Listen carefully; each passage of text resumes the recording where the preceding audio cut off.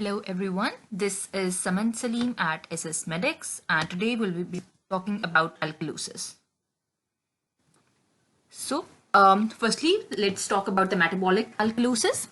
So when we talk about metabolic alkalosis, as the name says that the pH of this patient will be more than 7.45, and since it's metabolic, so the bicarb concentration that will be more than 28.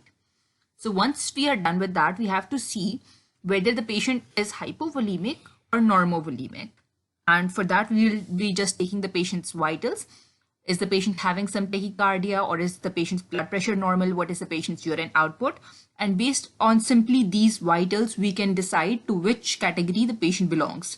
If the patient is hypovolemic, the probable cause that will be evident from the history as well, that will be sustained vomiting or treatment with diuretics. And for this, we will be simply giving him some saline infusion with the potassium supplements as treatment. But if the patient falls in the normovolemic metabolic alkalosis category, so that should ring a bell, because the causes can be Conn syndrome or Cushing's, or sometimes the overuse of antacids. And for this, we have to basically treat the cause for the patient to get better. Nextly, let's talk about the respiratory alkalosis.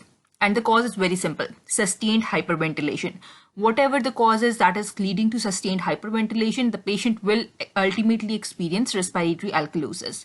So the most common causes of sustained hyperventilation, these are anxiety, pulmonary embolism, salicylate poisoning, and vigorous assisted ventilation. These four are common causes of sustained hyperventilation.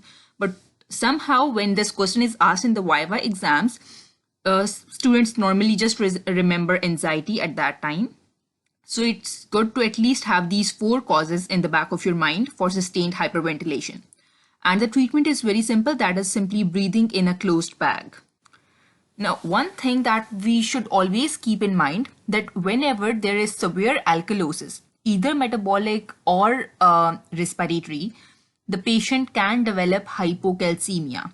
And because of that, patient might have tetany, Schwastek sign, Trausi sign, perioral and digital tingling and numbness.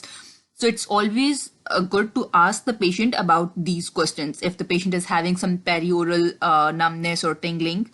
And we should always order the ionized calcium levels in such patients. And it is also a Viva question, and also something that house jobians should know, that if they are dealing with a patient of alkalosis, these are the things that they should check when they are coming in the morning and they are writing down their notes.